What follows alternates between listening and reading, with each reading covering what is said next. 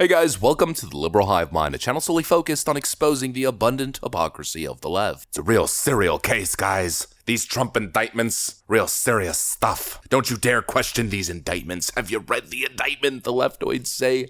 It's damning. Oh, evidence. I'm sitting here still like frickin' John Travolta, looking from side to side, evidence seeking, and I've yet to find it. Probably because mostly what we're seeing is legal trickery, and whatever isn't legal trickery or some sort of brand new twisted interpretation of an old law is usually just misinformation or some sort of hearsay. All the charges that Donald Trump is facing all seem to have one common denominator, and that's the word allegedly. He allegedly said this behind closed doors. He allegedly showed a classified Iran document to one of his aides. He allegedly had nuclear codes in the toilet bowl. A lot of flash and no substance. And here we go again, yet again, another massively embarrassing moment for Joe Biden's little DOJ goon, Jack Smith. CBS News totally debunks his latest, let's call it, activity. We got some stuff to get into, so let's roll the tape. All right, folks, so like I told you, real serious stuff. Let's take a look at whatever the Blue Anon NPCs are being fed on MSNBC. Trump allegedly revealed sensitive info about nuclear submarines, according to reports. Trump shared the number of warheads the U.S. submarines typically carry and how close they can get to Russian submarines without being detected, sources told ABC News and the New York Times about Pratt's account to investigators. He's spilling the beans. So the Trump scandal this week, or the Trump accusation this week, just as crazy as the Trump accusation from a couple weeks ago, it's always something wild and off the wall. Apparently Trump was leaking nuclear secrets to an Australian billionaire. Here's a little CBS segment on the issue. And Anthony is one of the most successful men in the world. Perhaps Australia's most successful man, as they say. CBS News has learned that discussions between Australian billionaire Anthony Pratt and former President Donald Trump at Mar-a-Lago were probed by special counsel investigators after allegations that Trump may have shared potentially sensitive information about U.S. nuclear submarines. First reported by ABC News, that information may have included the number of nuclear warheads and how close U.S. submarines can get to enemy subs without detection. While some information is publicly available, former military officials tell CBS News the subs' locations are the crown jewels of U.S. national security. It's just another example of him being careless, if not reckless, with our most sensitive secrets. It's also alleged Pratt may have then shared the submarine information with other Australians. Except it is like highly confidential secret. Earlier this year, CBS News obtained an audio tape where former President Trump discussed a classified military attack plan on Iran at his New Jersey golf club. What's the potential ripple effect for national security? With each telling of the story, people get far less concerned about being discreet or about protecting information. On Truth Social, Trump called the new claims, quote, false and ridiculous. The spokesman for Pratt's company did not immediately respond.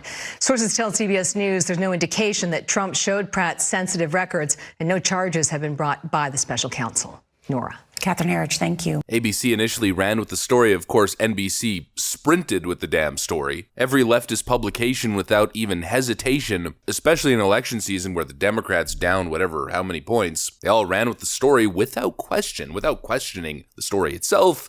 And surprise, surprise, surprise to pretty much no one, turns out the whole thing's a load of you-know-what. CBS's Catherine Herridge blows up Jack Smith's latest leak claiming that Trump discussed, quote, potentially sensitive nuclear subs with foreign nationals. In a leak to ABC News last week, Jack Smith's prosecutors claimed that Trump allegedly discussed potentially sensitive information about nuclear submarines with Australian billionaire Anthony Pratt during a meeting at Mar-a-Lago. ABC News based this second-hand information and conceded it's unclear if the information was accurate, but the episode was investigated by Smith's team. It's unclear if the information is accurate, but here we are presenting it as fact. At least that's what frickin' NBC's doing. According to Pratt's account, as described by the sources, Pratt told Trump that he believed Australia should start buying its submarines from the United States, to which an excited Trump, leaning towards Pratt, Pratt, as if to be discreet, then told Pratt 2 pieces of information about US submarines, the supposed exact number of nuclear warheads they routinely carry, and exactly how close they supposedly can get to a Russian submarine without being detected. Pratt reportedly described Trump's conversation about the subs with 45 people, 6 reporters, 11 Mar-a-Lago employees, 10 Australian officials,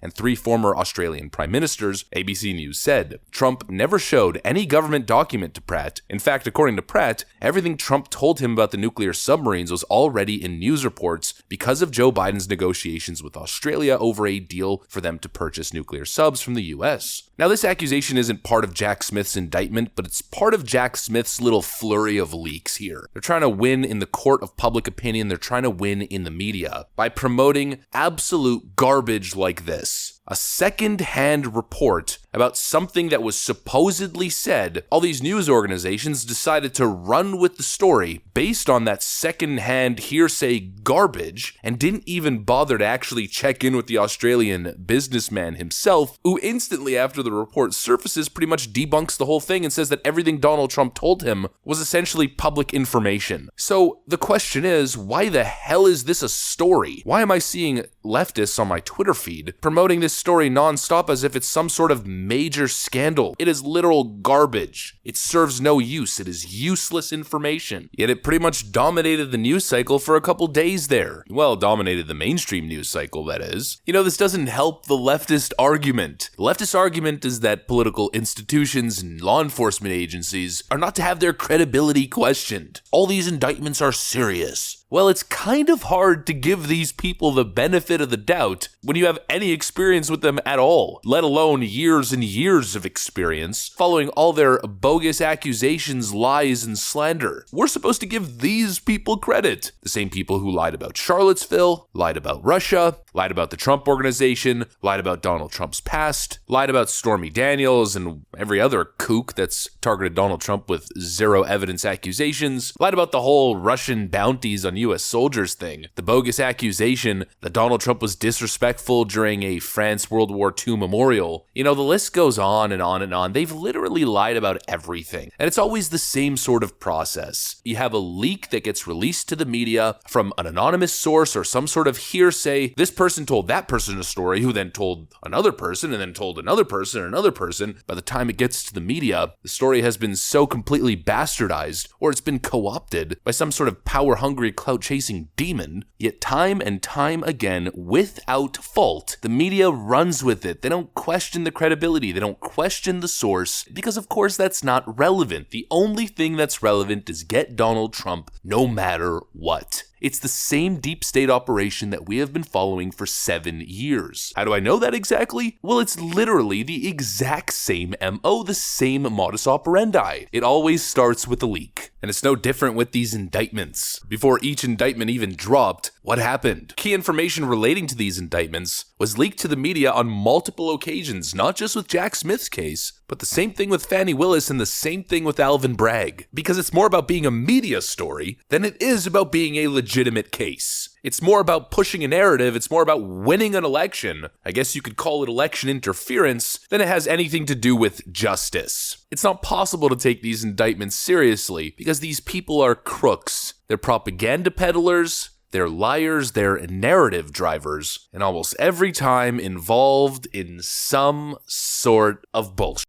Let's be real. And Jack Smith, well, he seems to be the king of monumental BS. Anyways, that's what I got for you guys. Hopefully you enjoyed the video. If you did, make sure to leave a like and possibly subscribe to the channel. Thanks for watching, and I'll see you on the next one.